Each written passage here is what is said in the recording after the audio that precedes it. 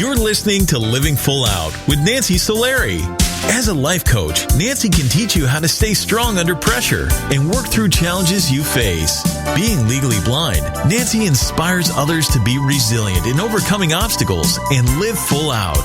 You can ask Nancy for advice in your life on relationships, finance, business, health, and more. Just call in at 800-333-0001. Once again, that's 800-333-0001. Now, here's Nancy. Hello, and thank you for joining us today. I'm Nancy Solari, and this is the Living Full Out Show. And today we're going to be talking about forgiving and how in life we have to forgive in order to really feel free to move forward and embrace who we want to be and have the relationships we want to have. So we're going to be talking about that. We will be taking your calls. That number is 800-333-0001, and I'm standing by so we can figure out who you need to forgive in your life or maybe ask for forgiveness. Also, in our next segment, we're going to be joined by our inspirational guest, Missy Jenkins Smith. She was actually injured in a school shooting. And how did she bounce back from that injury? Moreover, how did she forgive her shooter? Believe it or not, she did sit down with him, have a conversation, and was able to mend that relationship. How did she do that? We're going to hear from her. Also, if you want to hear today's show again, feel free to go to livingfullout.com. All of our episodes are there waiting for you so you can continue to be inspired. And if you're on the go, check us out in your iTunes or even your the iPhone store. Just go to Living Full Out Radio, and our show will be there for you to keep you motivated. So I am getting word from our producer that we do have a caller on the line. I want to go check in with them. Say hi. Hello, welcome to the Living Full Out Show. Hi. So I have a question for you. Yes. Should I apply to new jobs if there's a risk of my current employer finding out and perhaps getting terminated, or should I just stick it out and, It's a great question. And I am going to raise my hand because I have so been there. So it sounds like this job is really not where your heart is. You're not really excited about it. Yeah, it's very monotonous and very repetitive, but it's okay pay, but I just want to. But if you had to do this for the rest of your life, does that unmotivate you? A little, yeah. Yeah. So what would you like to do? Well, I'm a welder. The job is welding. So I run production, which is making the same part over and over. But there are different positions for welding where I can make different things, and that's a little bit more. You get creative and needs more hands-on. So here's the thing. I have two thoughts for you, okay? Number one, I think if you are looking for a challenge, if you are looking to make a change, I say go for it. Life is way too short, okay? But keep in mind, you might go to your current employer first and let them know that you're looking to take on more, that you'd like to make this change. See if they will offer that change to you. Now, if they say, gosh, you're great at what you do, we would love to honor your request, but we just don't have a spot. Well, now they've told you that they don't have a spot. Do you see what I'm saying? So when you start applying at other jobs, they shouldn't be surprised because you technically went to them first and they didn't have a spot. Yeah. Mm-hmm. So you have to kind of start with the initial relationship that you have with your current employer. And let's say, for example, you don't want to stay there. Maybe it's even something about the company. I would still hint to them what it is that you want, what you desire, so that it's not coming from left field if they should get a call, okay? On the same token, you have to make sure that you stay in a place of integrity because that future employer, they're going to ask, where are you working now? They might call that company. And if you tell them, okay, I'm currently working at this company, but please don't call them, right? They're going to sniff that something is not right. And that right away is going to alert them, gosh, is this an employee we want to have? Because he might do this to us. Do you see what I'm saying? So you really want to take the higher road. You have to kind of complete one relationship before you move on. And that is actually a true scenario in so many areas of our life. That's true for a romantic relationship. That's true in this case with a career. But if you do have that conversation with your current employer, And again, if they don't have a spot, or maybe you tell them your frustrations or why you need a change, if it's something they can't change, they can't fulfill for you, well, then that just green lights you to go ahead and find a new position. Okay? But if you do that, I know that you'll be on the right path. But thank you so much for calling in. Okay, thank you very much for the advice. I'll keep it in mind. You're welcome. Thank you. Have a great day. I'm actually super glad that he called in about that question, because when we consider the span of our life, and we all hope we live to be 100, but, who knows, right? You have to make decisions of integrity as you go. And how you do that is you assess, okay, in my current scenario, who might get hurt if I make this change? How can I communicate more effectively what I want, what I need? And always be willing to ask for it, because if you don't ask, you don't get, right? You have to ask. So I'm getting word from our producer that we have another caller on the line. We're going to go say hello to them. Hello, welcome to the Living Full Out Show. Hello, are you there, caller? How can we help you? Hi. Hi. Did you have a question? No, I didn't have a question. Actually, okay. My friend just recommended me that I talk on the show. Okay, so tell me, what's going on in your life? What's new? I just started the nursing program at a CSULB. Mm-hmm. And it's super rough. Okay. Really stressful. I admire nurses, first of all. You're going into a very, very purposeful career. But what makes it so tough? Just the workload, and also actually seeing patients for the first time.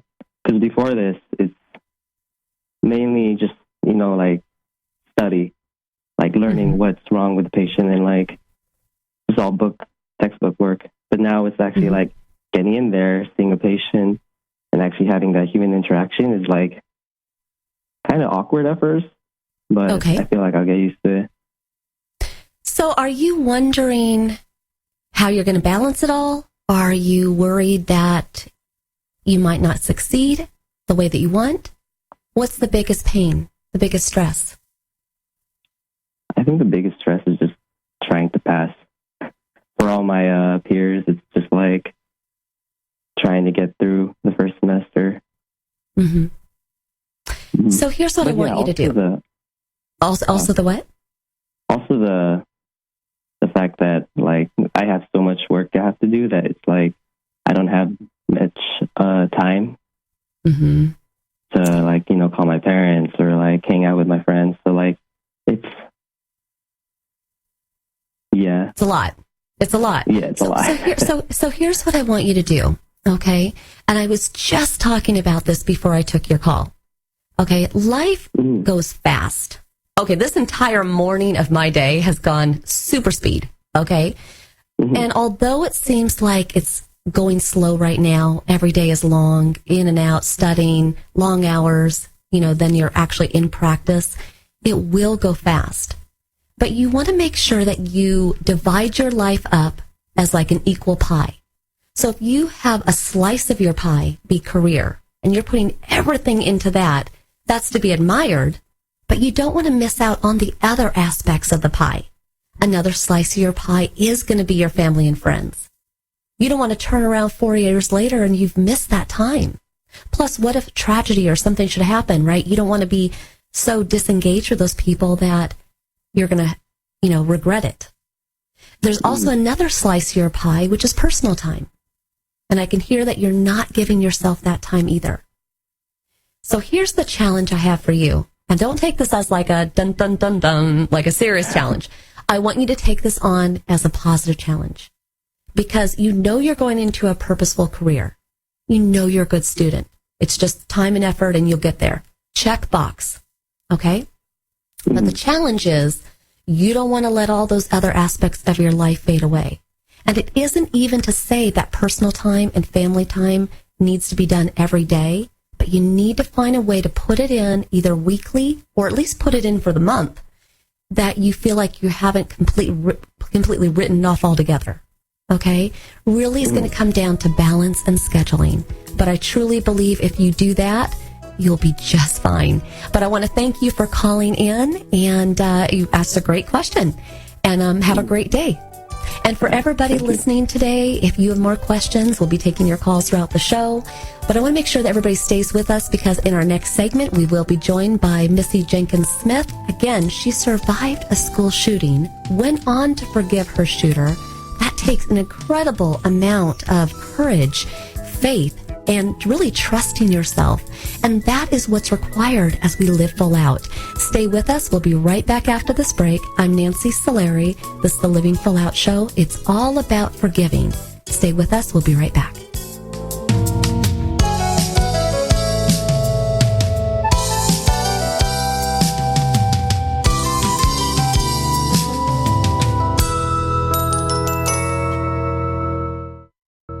Dad, this is fun.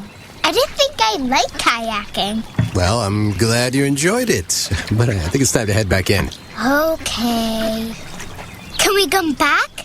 Sure. Tomorrow? Let's check with Mom. Hey, be careful getting out of the boat. It's a kayak, Dad. I'm going to return the kayak. Just make sure you have everything. Yep. Can we walk home? How about a taxi? 233 North Maple, please. It's a short fare from your neighborhood to your naturehood. Visit discovertheforest.org to find a neighborhood park or green space near you. Also, find fun activities to do like boating and biking or camping and hiking, plus much more. It's all right in your naturehood. Best day ever. A public service announcement brought to you by the Ad Council and the U.S. Forest Service. Don't you wish that getting your child to eat right, move more, and spend less time in front of a screen could be as easy as pushing a button? It might not be that simple, but you do have more power than you know. And you can maximize that power with proven strategies, tips, and tools from the National Institutes of Health's We Can, or Ways to Enhance Children's Activity and Nutrition program. We Can offers all kinds of resources, including fun recipes and activities the family can do together to show you the way to live a healthier lifestyle. We're not saying it's easy. We are saying that it can be done. Take the first step today. Call 1-866-359-3226 for a free We Can Parents Handbook.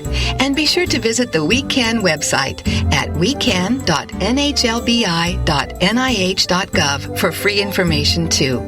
A message from the U.S. Department of Health and Human Services. Today, my new dad and I shot off a rocket in the park. Today, my new son and I failed to shoot off a rocket. He knew exactly what to do. It's not what I had no clue what I was doing. We set up the rocket. Hit ignition. And then nothing. Ha ha ha ha. Sometimes I laugh when I'm frustrated. Then out of nowhere, the rocket launched into the air. The rocket did get into the air. I've never seen anything fly so high. And then crashed into a kite. Look out! Look out! And then the pond.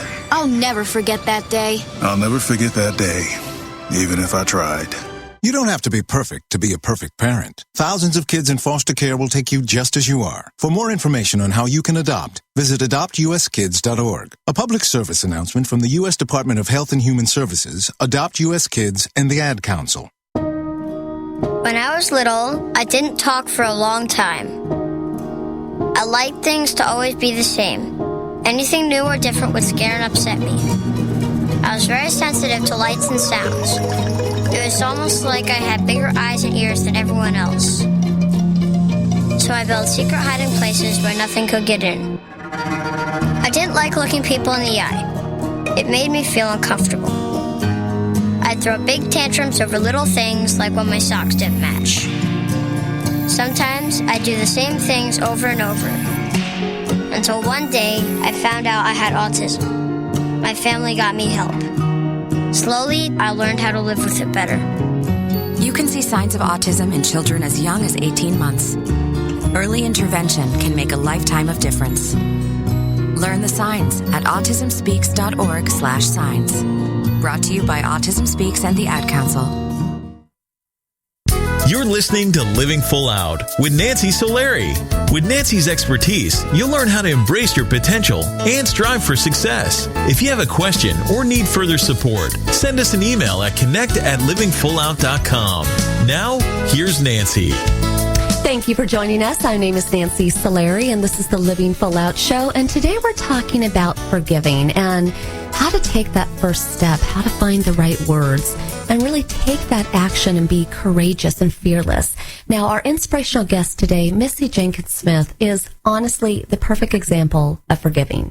And when I first met Missy, she really stood out to me as someone I wanted to bring to this community because how she was able to forgive her school shooter. I mean, that is a big leap from, trying to understand and maybe finding internal forgiveness to actually going to the prison, having a conversation, looking him in the eye, and forgiving him. How did she do that? So we're going to hear her story and take in some of her words of wisdom. So I'd like to welcome Missy to the show. Hi. Hi there. So, Missy, I want to take our audience back a bit because the school shooting that you were in was back in 1997, which is amazing how fast time goes. But that particular day has kind of been ingrained in your memory. I mean, it was a life changer for you. Can you just briefly tell us, how that shooting happened, where you were? Yes. I was 15 years old. I was in 10th grade in high school. And that year, on December the 1st of 97, I went to school like any normal day. It was a Monday after Thanksgiving break. And I would always attend a prayer circle at the beginning of school. It was just kind of an awesome way for me and my friends to start our day off in a good way, in a positive note. Well, I got to school with my twin sister, and we both went to prayer circle, and nothing was out of the ordinary whatsoever. We prayed. We said amen. There's probably about 30 or 40 of us in the circle. And after we said amen, I was walking to the middle of the lobby to grab my backpack, same routine I had every morning to head to my World Civ class. But as soon as I made it to the middle of the lobby, at that point, that's when a 14-year-old boy pulled out a .22 and then started shooting at us. Mm. And the very first thing I saw was not the shooter, but I saw a girl that I knew who was a freshman get shot in the head. And she fell down to the ground. And I guess it was out of shock or confusion. I don't know. But I just basically stood there. And I looked at her, and I guess I tried to sit there and make sense of what I was seeing because I did not see the boy with the gun. Even though he was right there in front of my face, I did not. My eyes were just locked on the person I knew. And I kept staring at her thinking, she's going to get up. She's going to be fine. This is just a joke. And in the middle of me just trying to figure out what was going on, I remember hearing the shots. I was not familiar with guns at the time. And the sound sounded like firecrackers. So to me, it was a joke. It made even more sense that it was a joke. And so as I stood there and stared at her, I remember hearing 3 slow pops. And then there was a spray, and I was hitting the spray. And I didn't feel the bullet hit me. But what I did feel, which was not any way I would have ever described being shot would be like, but my entire body went numb. I felt like there was like a ringing in my ears. As I fell down to the ground, it was almost like I floated, and even the impact of hitting the ground didn't hurt. I guess I would kind of describe it like fainting in a way. And so once I landed on the ground, my twin sister, who knew a lot more than what I did, she did see the shooter with the gun. She also saw the girl that we knew get shot, which pretty much everyone in the lobby that morning did. And she felt a bullet go through her hair. And it only rubbed the back of her neck. And thank goodness there was no injury to her whatsoever. But she got down on the ground after experiencing all of that and saw me in front of her. And so she crawled over to me, and she hovered over me until he was done shooting.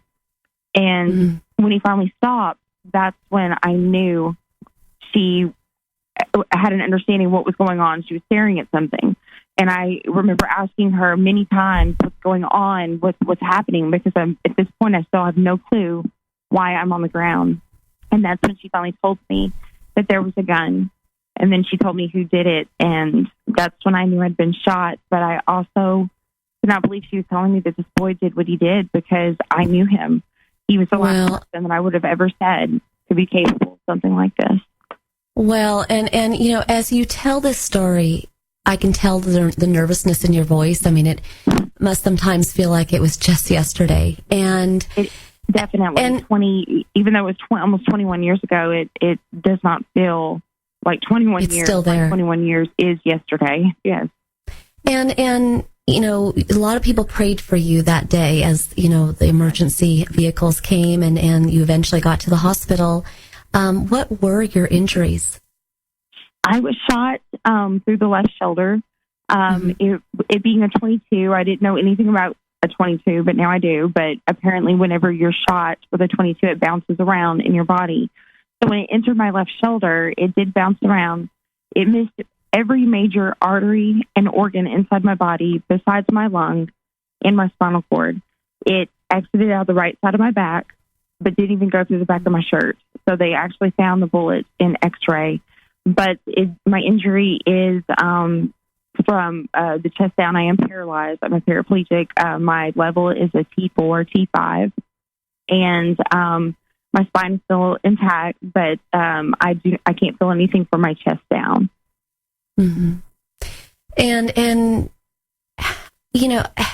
to be injured in that way and to be paralyzed and know that that's kind of a lifetime of different struggles, which we'll talk about when we come back from the break. But how did you find peace in your mind, in your heart? We're not talking about the shooter, just in your own body.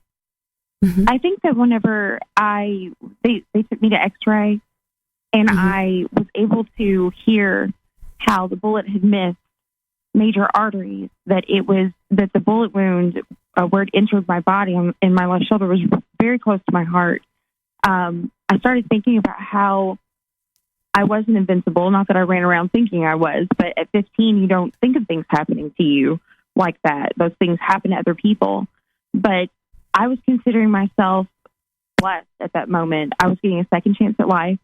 I knew that I could have died. There was another girl who was shot the exact same place I was, except she bled internally and died later on in surgery. I was realizing that being paralyzed at that moment was nothing compared to being gone. And I, at that moment, knew that life was short, life was important, and I was getting a second chance, but some were not. And for that, I felt blessed.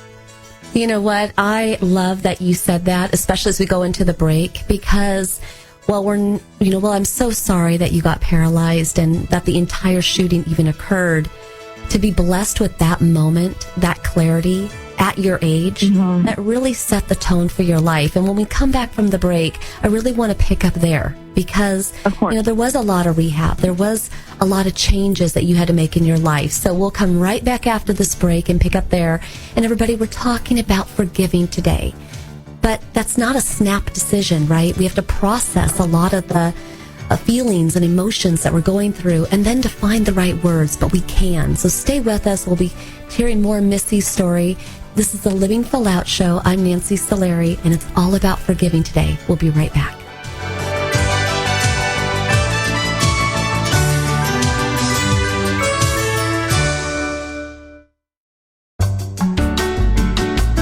You're listening to Living Full Out with Nancy Solari. There are many sounds in your day-to-day life. There are sounds that wake you up. Sounds that make you smile. Sounds that energize you.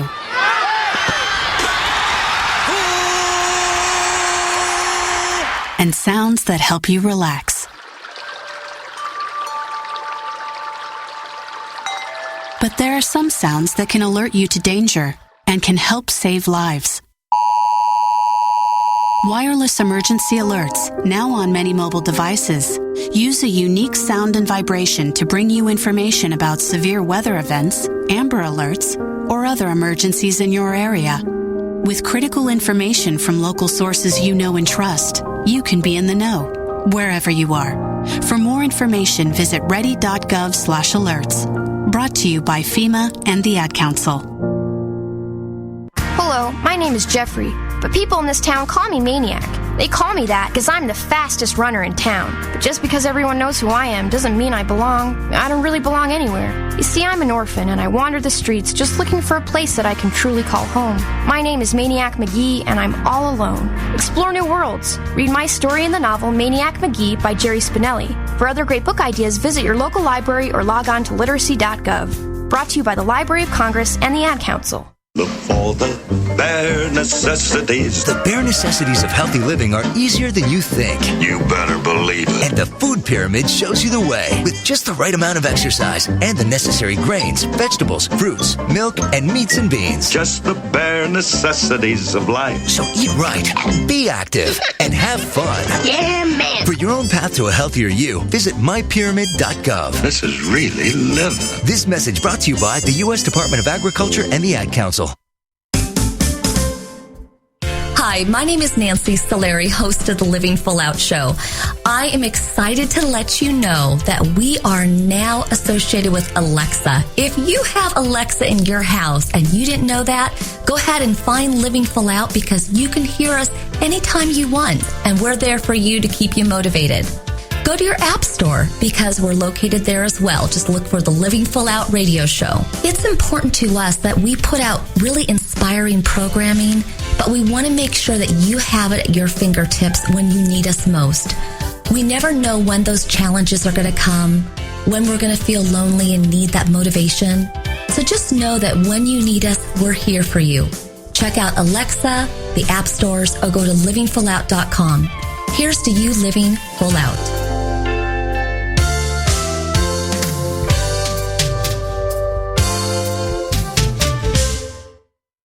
What if I could tell you that a full-blown wildfire was going to occur tomorrow right where you live? Tell you exactly which neighborhoods it would engulf and how fast it would do it. The first thing you would do is talk with your loved ones and make a plan today. It's true, I can't tell you a wildfire will strike tomorrow, but shouldn't you make a plan anyway? Go to ready.gov/communicate and make your emergency plan today. Don't wait, communicate. Brought to you by FEMA and the Ad Council.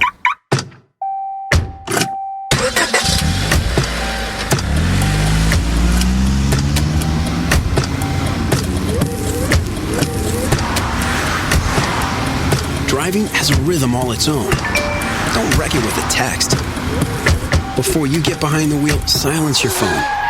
Or better yet, designate a texter. For more text-free driving tips, visit stoptextstoprex.org. Brought to you by the Ad Council and the National Highway Traffic Safety Administration. You're listening to Living Full Out with Nancy Solari. As a life coach, Nancy can teach you how to stay strong under pressure and work through challenges you face. Being legally blind, Nancy inspires others to be resilient in overcoming obstacles and live full out. You can ask Nancy for advice in your life on relationships, finance, business, health, and more. Just call in at 800-333-0001. Once again, that's 800-333-0001. Now, here's Nancy. Thank you for joining us today. I'm Nancy Solari, and this is the Living Full Out Show. And today we're talking about forgiveness. And it can be a very heavy topic. You know, we think about the decisions to actually forgive and the emotions that come with that. But there can also be a lot of freedom from it, you know, and knowing that we're taking our power back, that we're controlling our destiny in our life rather than giving it away. And our inspirational guest today, Missy Jenkins Smith, is a perfect example of processing those emotions, yet reclaiming her life and really going out there and living life full out. So I'd like to welcome Missy back to the show.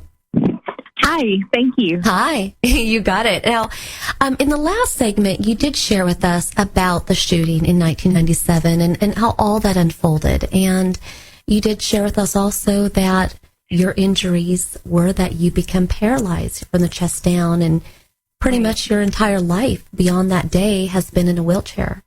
And I'm just curious, what was the hardest changes that you had to make with this new reality? I think it was in the beginning, having to learn to live my life again, you know, learn how to do everything again. At the age of 15 and 16, you know, you don't see yourself having to learn dress yourself again or to even pick something up off the ground. I honestly didn't even know how to use a wheelchair. When I first got in one, and after I got over the injury to my lung, they moved me into a wheelchair. It was kind of a reclining wheelchair because I'd laid flat for so long that sitting up straight was kind of difficult for me in the beginning. It would make me sick. So trying to use a wheelchair was a bit difficult. I even remember knocking into the wall. I couldn't figure out how to turn it. And so I think it was just that helpless feeling.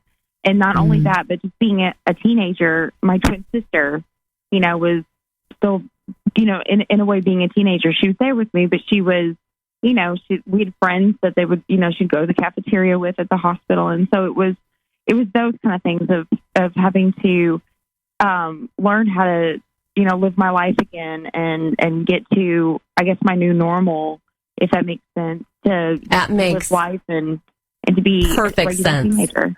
Yes. Yeah, I mean, that makes perfect sense. And whether somebody has a physical disability or challenge, I mean, obviously, you've spent most of your life in a wheelchair. I'm legally blind, but other people have emotional challenges that they face. But how have you gotten yourself out of those ruts? Those pity parties, the moments that sad song comes on and it just takes us deeper. We've all been there. How have you pulled yourself out of those moments? I've decided that after experiencing something like that, you start counting your blessings. You start, I'm one not to, I don't like to be sad. I like to be happy. The feeling of happiness is amazing compared to sadness and anger. And I had to start learning how to find the good.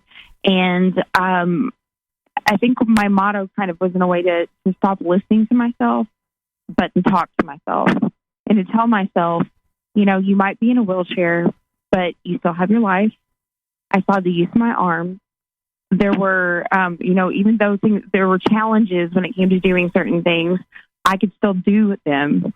I think that after I was in the hospital, I went to a camp that was for people who used wheelchairs, and it was kind of an awakening, if that makes sense, because I saw that I was able to do so many things. I water skied, I jet skied, I rode a horse, I climbed a tree. Pretty much all those things were things that I never did walking. So for me, I was seeing that I was even doing more in a wheelchair than I did walking. So looking for those positives, it's not always easy, but they're there. Even if you can just find one in that 1 second, you'll be able to create your list of more things. And I realized, there were other situations that people are in that were much, much, much more harder than what I was going through.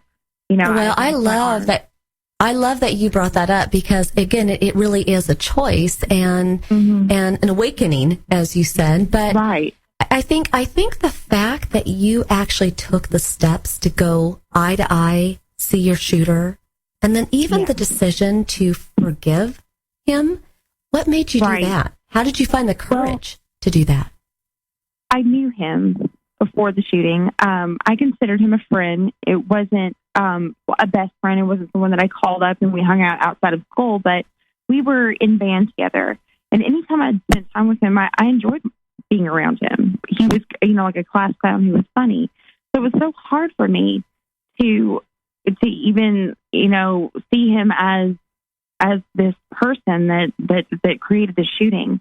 But I also knew that it was important for me to not be angry, because anger is, for me, it can be a productive emotion, but in this situation, it was going to be very unproductive. It wasn't anger and being mad at him was not going to make me walk.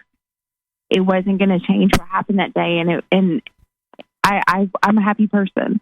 I like to be happy. I don't like confrontation. I don't like conflict. And that was not what I wanted to bring into my life. So even though I saw him kind of as two different people, the person that had attempted to murder me, that murdered some of my friends, there was still that person that I knew that I considered a friend.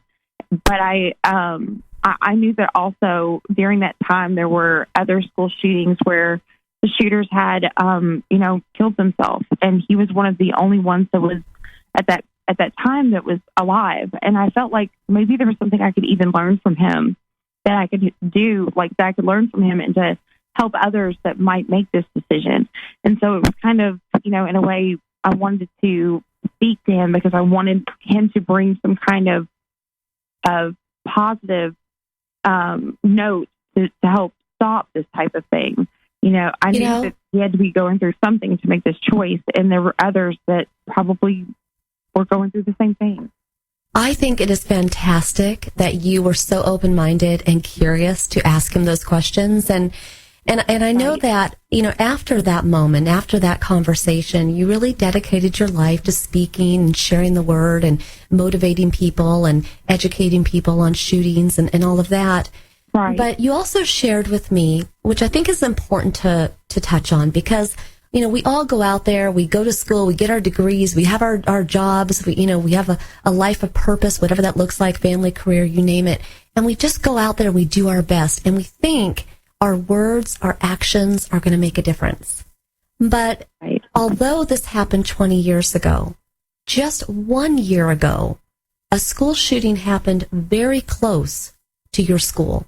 And it kind of resurrected all these triggers, all these emotions again. And one of the things that you had shared with me that I thought was so interesting is you went to go see that shooter so that he could give you nuggets of lessons to share with other people. You felt very strongly that you survived for a reason, and being in a wheelchair, obviously visually tells people your story. But I also know that you went through a process of disappointment, because in all of that effort, in all of these 20 years, not that, again, you thought that you were a superhero or invincible, but you weren't able to stop that shooting a year ago. Right. It did leave me feeling confused. I had just spoke to the middle school of that school district just a few months prior. And although it happened in the high school, there were so many emotions that went through my head. Why didn't I speak to the high school? If I did, would I have stopped this? All those things go through your head. And not only that, but I'm a mom now. I have 2 boys, one 11 and one 8. And my fear for them was even a bit stronger. School shootings were happening, but this was almost right there in my face, again, telling me that these things can happen anywhere, and that just because it happened in the same town or in the same area that I lived did not mean that we were immune to something like that happening again. And I had fear for my boys. And I also saw even the fear in them, because even though they knew mom was a victim of the school shooting, and then I speak about it, it almost brought it home to them, and that it was a reality at that point even more. I guess to them, what happened to me was a story, but this right here was something that was right there in front of their face. Wow. And I mean, we hold on to the fact that everything happens for a reason. And obviously this might mean that you need to up that ante, share your story more, exactly. to every school in your district. Well, I did a little bit more with it. I actually, one of the things that I learned through the years was that meeting other victims of school shootings was something, in a way, healing to me. Being able to even offer the advice to be able to say, you can still live your life. You experience this, but you don't have to let it overtake you. You don't have to make it a negative thing in your life. And so when this happened, I was able to offer that support. And one of the things that helped me get through the shooting in the beginning was a support group. And it contained other students that were there that morning on December the 1st, and we all talked about our experience, and that was so healing. And so I was able, me and some of the other survivors of the Heath shooting were able to offer that to these students, that they weren't alone, that we knew what was ahead for them. If they had questions, that they could ask us anything, because we could still live our lives, even though this happened. It's really paying it forward, right? It's taking what you've learned and what you've experienced and kind of educating and supporting the next group. And, Missy, I really want to thank you so much today for being on our show and sharing your story. I hate to say this, but I don't know that school shootings are going away, but I think that your story just reminds us all that, support groups, that we can get through it, that we need to be more alert. So thank you so much for being on our show today. Of course. Thank you so much for having me. Absolutely. And have a great day. Thank you so much. You too. Thank you. And everybody listening, well, she shared her story about turning to others for support, finding the courage within to forgive her shooter, and then really dedicating her life to a purposeful career in education of these shootings and how to prevent them and so forth. We all have that ability. So I want you to look within yourself over the rest of the show and just think about where you can up the ante in your life to bring more purpose into your life. And who might you need to forgive today so that you can take that next step and live your life full out. We'll be right back taking your calls. Again, I'm Nancy Solari. This is the Living Full Out Show. It's all about forgiving today. We'll be right back after this break.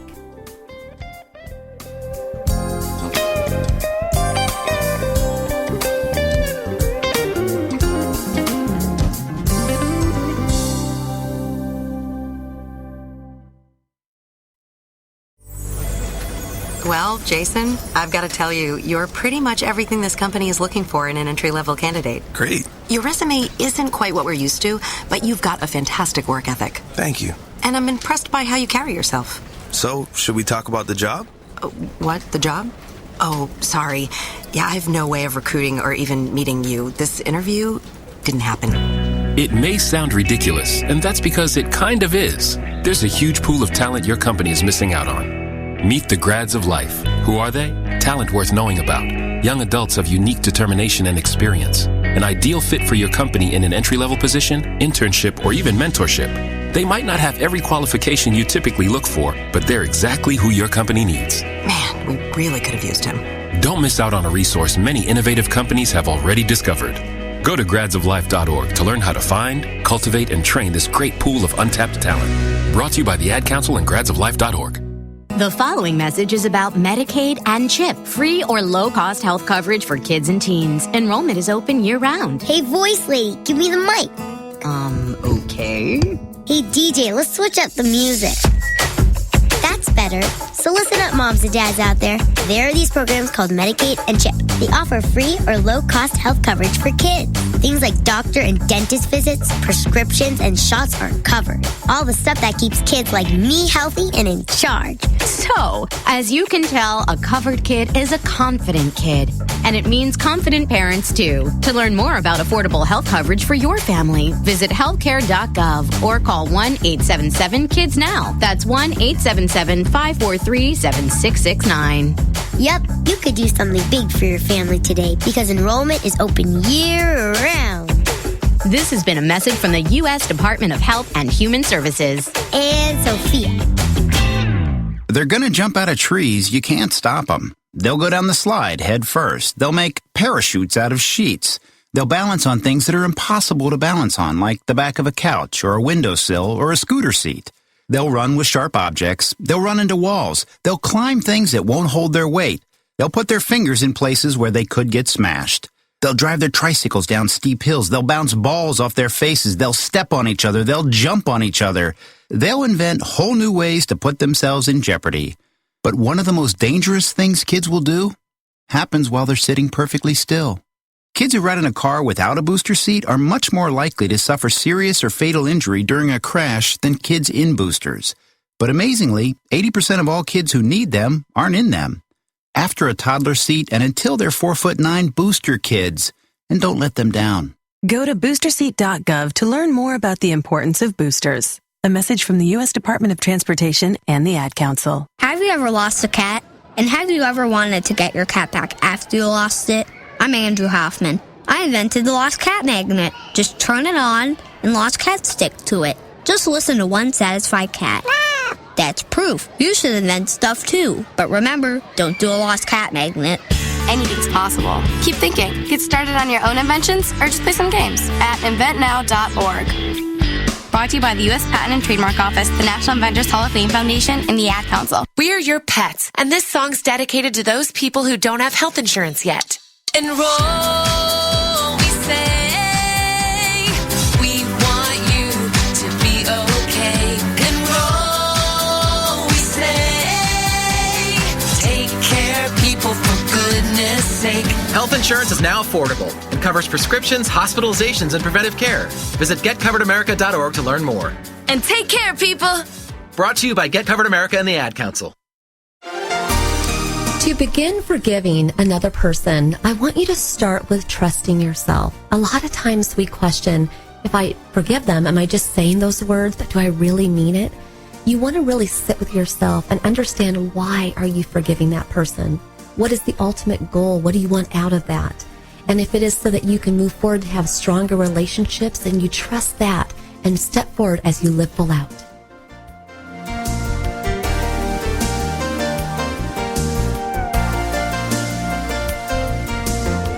You're listening to Living Full Out with Nancy Solari. Nancy is here as a guide to show you how to rise above obstacles and savor each moment. If you have a question, call in live at 800-333-0001. That's 800-333-0001. And now, here's Nancy. Thank you for joining us today. I am Nancy Solari, and this is the Living Full Out show. And we've been talking about forgiving today, and I know our last guest really gave us some great life lessons to take with us in how to courageously step forward. But before we can even get to that point, it's really important to find out the why. Why are we forgiving? And so I want you to start there first today. Before you actually decide what you're going to say and the process and the actions of doing it, figure out why. And do you really, when you forgive that person, do you really mean it? Because don't say it unless you mean it. You really have to be able to walk that walk when you talk that talk, right? We've all heard that saying. But it does start with internalizing within your mind, why am I forgiving this person? Is it so that they can move forward? Is it so that, I feel like I'm getting my power back? What is the why? Now, I'm getting word from our producer that we do have a caller on the line. We're going to go say hello to them. Hi, welcome to the Living Full Out show. Hi, welcome to the show. Hi, how can I help you today? Hi, so I have a question. So I'm 24 years old, and I wanted to ask you if you think it would be too late for me to go back to school and pursue a college degree at this age. Oh, at 24? Yes. Not at all. You should go for it. You know what? It wouldn't matter if you were 34. It wouldn't matter if you were 74. Okay. It's never too late to go back. And honestly, education is one of those things that we should never lose sight of. So even after you go back to school and you get that degree that you're longing for, down the line, you might do an extension course. You might pick up a foreign language. You might learn a new craft. You want to always be learning. So I would absolutely 100% support that. I guess the big juggle for you, and maybe this is why you're holding back, is, do you work a full-time job right now? Are there other commitments in your life where you're trying to figure out either how am I going to afford it or how am I going to have enough time for it? Well, yeah, I'm working a full-time job right now, but the thing is that I've been out of school for like about 5 to 6 years. Mm-hmm. So I guess I'm kind of like scared if I'm actually going to... I don't want to just start and then drop out in the middle, Now, did you start before and dropped out? Yeah, I dropped out actually my 12th grade year, and then I obtained my high school diploma 2 years after that. Okay. Now, are you the same person as you were then? No. Okay. I feel like I matured a bit more. You matured a bit more, right? And so yeah. you have to trust that. So I can see why you might ask yourself, gosh, what if I start this and I can't complete it? You have to trust in the fact that you're a new version of you. Okay. And sometimes we have to almost sit down with ourselves and be our own best friends. Trust me, I sit down with myself all the time. And it's really about having a conversation where we cheer ourselves on. Sometimes we set ourselves straight. And sometimes we have to say to ourselves, okay, if you're going to do this, really commit to it. And if you say yes, put things in place that are going to protect you. Meaning that if you commit to school, and whatever that duration looks like, you might need an accountability partner. You might need a friend or a family member that checks in with you daily, maybe once a week, and is asking you, are you on track? Are you doing your homework? Yes, I am, right? You might need a tutor. If you know that there's going to be certain classes that you have to take, but they're not easy, get a tutor. Whatever you need to keep you on course. Only you know that, though. So that's why I say sometimes we have to sit down and have a heart-to-heart with ourselves. Before you make that commitment, have that talk with yourself. Figure out, is this something you really want to do? And if the answer is yes, then go for it. But then think about, okay, what do I need to keep myself supported, protected, and on track? Put those people and, support in place, and then go for it. Because life is meant to be lived. How's that sound? You going to go for it? Yes. Yes, I think I will. Okay, now one last coaching. I want you to take the word think out. The word think and the word try allows us to be stuck in that gray area where I think, I'm going to try. Say it with more confidence. Are you going to do it? Yes, I will. Yes, I will. You got it. Those words we say to ourselves are really important. So I know you're going to do great, and I'll be thinking of you. Okay? Okay, thank you so much. Thanks for calling in. Have a great day. And for everybody listening today, we all have that ability to turn the page, start over, reclaim our life, forgive, whatever you want to call it. It's never too late to start. Start today. Figure out what you need to let those challenges, those obstacles, those burdens on your shoulder, in your mind fade away. It's not easy, but that is why we're here each week. The entire Living Full Out family, we believe in you. We're here to support you each week. We got Rich and Aaron and Riley and Camille and Brianna and so many people that just want to make sure that you are living your life full out. Check us out at livingfullout.com to hear today's show again, or go to Alexa or app stores to hear our show on the go. And again, here's to you living your life full out. I'll see you on the next show.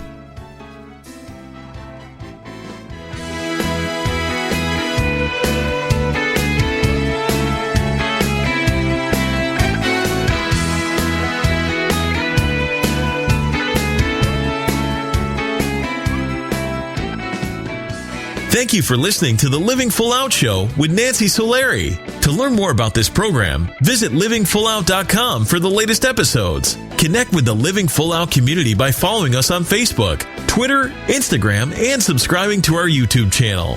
If you have an inspirational story you want to share, email us at connect@livingfullout.com. Here's to you, living full out.